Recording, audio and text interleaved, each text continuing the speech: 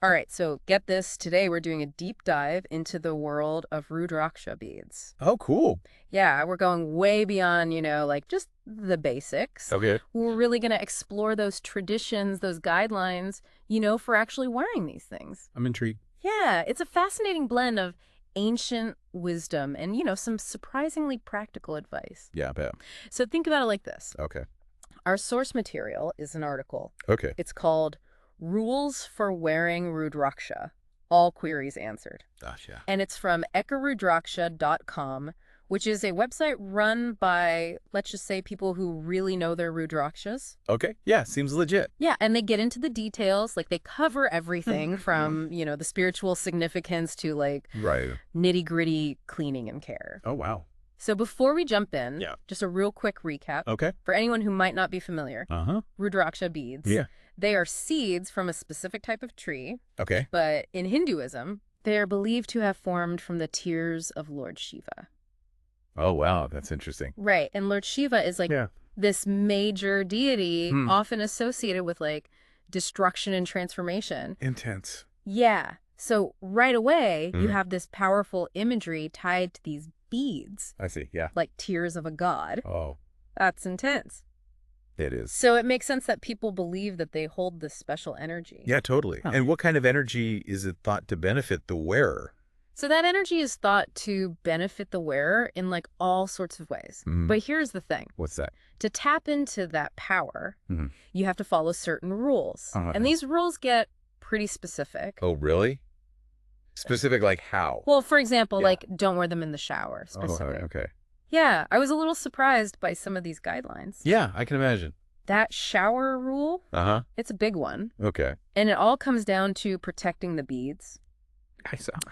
So apparently, yeah. Soap can dehydrate them, Oh, which leads to cracks and potentially diminishing their power. I see. So it's not just about like, respecting the sacredness, Right. but also preserving like the physical integrity of the bead itself. Exactly. Yeah. It's this interesting intersection of belief and practical care. Yeah, that's cool. And it extends to other situations as well, like attending funerals. Funerals, really? Yeah, and that one makes me think about that concept of energy transfer Oh, yeah. that you see in a lot of spiritual traditions. It was a common thread. Right.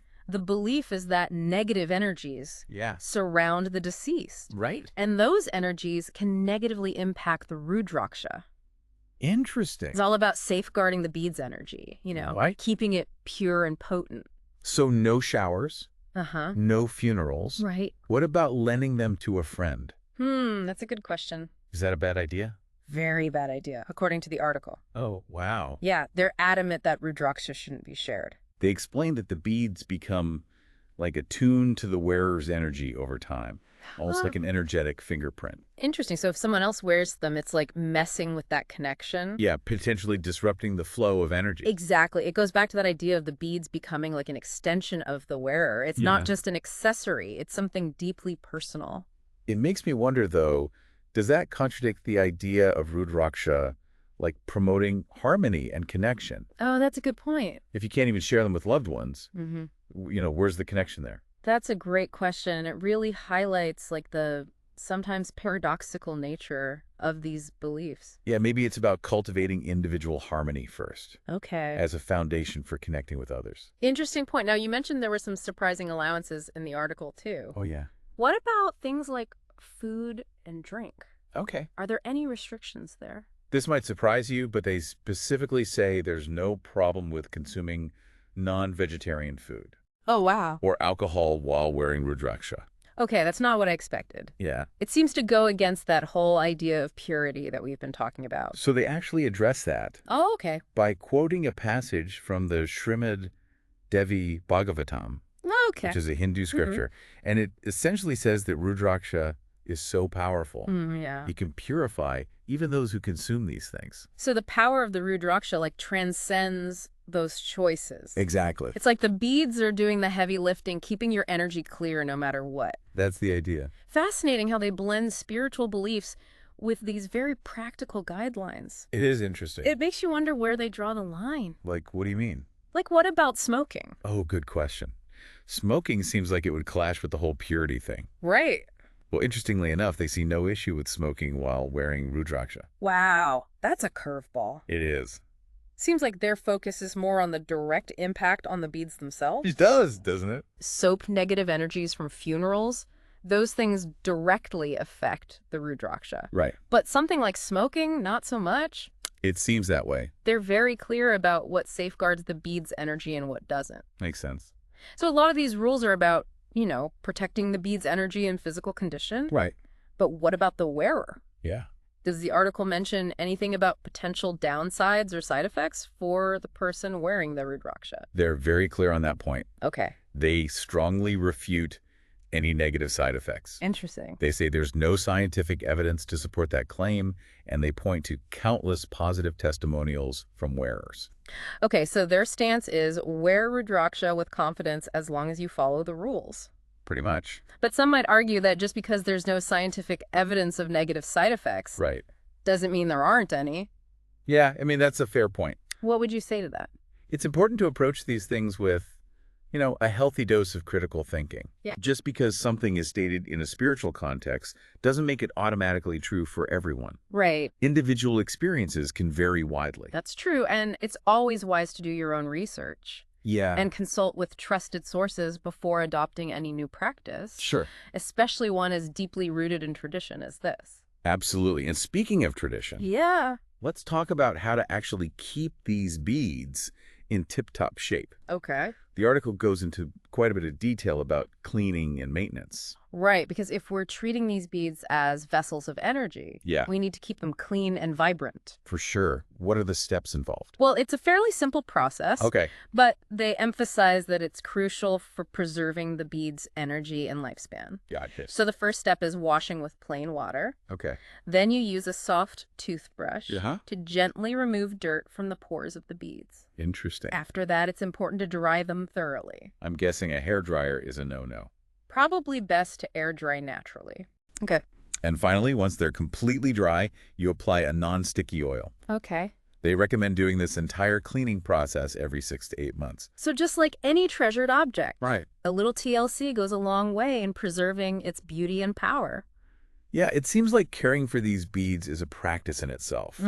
Reflecting the reverence that people have for them. Absolutely. And it's a reminder that even though we're talking about specific rules Yeah. and physical objects, Right. there's a much deeper layer of meaning and intention at play here. It makes you wonder, how does this practice of wearing Rudraksha, with all its rules and rituals, Yeah. reflect the broader relationship people have with objects that hold significance in their lives? That's a fascinating question, Right. and one we can explore further as we continue our deep dive into the world of Rudraksha. We've covered a lot of ground already. We have. From the spiritual significance of these beads to the surprisingly specific do's and don'ts of wearing them. It's a lot to take in. But we've only just scratched the surface. I bet. There's so much more to uncover. Can't wait. So stay tuned as we delve deeper into the fascinating world of Rudraksha beads. I'm ready.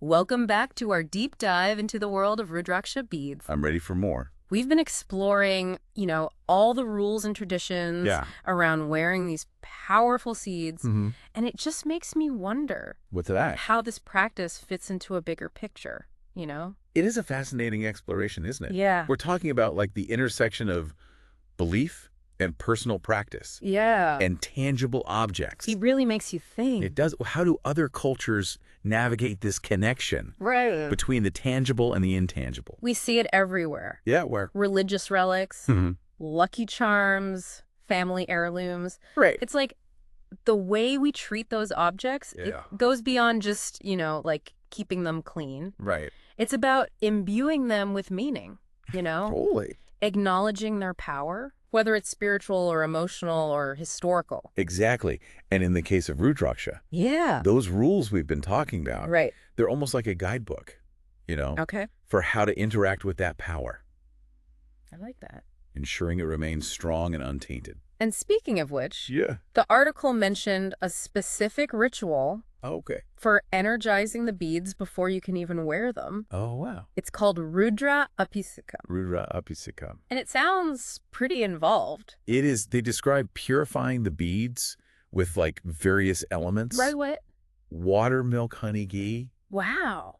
all while chanting mantras. Really? It's a way of like consecrating the beads, Okay. infusing them with intention and spiritual energy. Wow. That's quite a process. It is. Makes me think about the significance of purification rituals in different cultures. Yeah, you see it across so many traditions. You do. This idea of cleansing and preparing something Yeah. before it's used for a sacred purpose. It's a powerful concept. It is. It's about creating a separation Okay. between the ordinary and the sacred, I see. marking a transition into a different state of being. Right. It's like stepping into a different realm. Exactly. But they also mention like a simpler method Oh. for those who can't perform the full ritual. That makes sense. They recognize that not everyone has access to a priest Right. or the resources for a big ceremony. That's true. So they suggest pouring water on the Rudraksha Okay. while chanting Om Namah Shivaya 11 times. Interesting. It's a more accessible way to connect with the practice, Yeah. even if the deeper meaning remains complex. It's interesting how they offer that flexibility, acknowledging that there are different levels of engagement. Makes me think about those who wear Rudraksha regularly. Yeah. Do they think about these rules constantly? Or does it become like second nature over time? That's a great question. I imagine it varies from person to person. Right. For some, it might be a conscious act of devotion. Each time they put on the beads or, go about their day, Okay. they might see it as like a constant reminder Yeah. of their beliefs and intentions. Right. Like a tangible link to something bigger than themselves. Exactly. But for others, Yeah. it might become so ingrained that it feels effortless, I see. like a habit. Okay. The rules become woven into the fabric of their daily life, Uh-huh. seamlessly integrated into their routine. It's fascinating how these practices can become so intertwined with our sense of self. Yeah, it really is. Makes me wonder. What about it? For someone who might be interested in wearing Rudraksha, Okay. but isn't deeply familiar with Hindu traditions, Yeah. what are like the ethical considerations there? That's a really important question. It is. And it touches on the sensitive topic of cultural appropriation. Right. We've seen so much debate around these issues, in recent years. We have. It's crucial to approach these traditions with respect Yeah.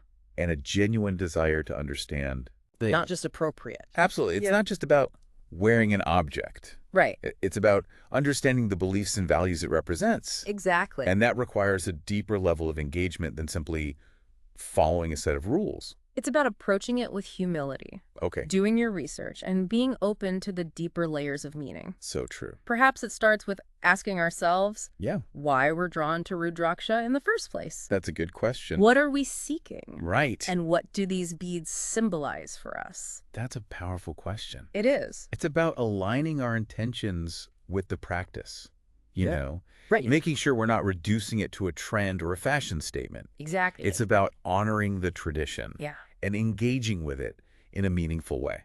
Well said. This deep dive has certainly given me a lot to think about. Me too. It's more than just the rules themselves. It's about the interplay of belief and tradition Yeah. and personal meaning. Absolutely. And it raises even more questions, doesn't Well, it? it does. Like what? How do other cultures navigate this balance Right. between the tangible and the intangible? Good question. What objects or practices Yeah. hold similar significance Okay. and require such a delicate approach? It's fascinating to think about. It is. And on that note, I think we've reached a natural point to pause our exploration. Okay. But don't worry. Yeah. We'll be back soon to wrap up our deep dive Sounds good. into the intriguing world of Rudraksha beads. I'm looking forward to it. All right, we are back Back again. to wrap up our deep dive into the world of Rudraksha beads.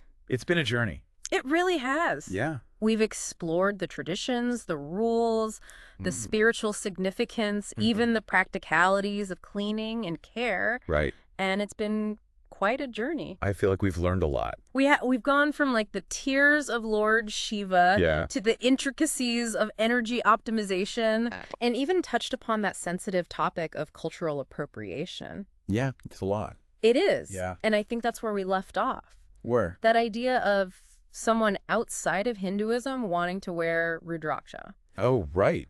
It's a tricky space to navigate It is. because on the one hand, Yeah. there's this growing interest in spirituality and practices from, different cultures. Right. People are drawn to the meaning and potential benefits. Exactly. And that's understandable. It is. But we also have to be mindful Of what? of not reducing these traditions to mere trends or Yeah, fashion statements. absolutely. It's not about jumping on a bandwagon. Right. It's about approaching it with respect Hmm. and a genuine desire to understand. Yeah, it's not just about wearing a cool-looking bead. Right. It's about recognizing the depth Yeah. of history, Yeah. belief, and practice behind it. It's about engaging with the tradition in a meaningful way. Right, doing your research, Yeah. considering what it means to adopt a practice from a culture that's not your own. Right. Is it purely personal?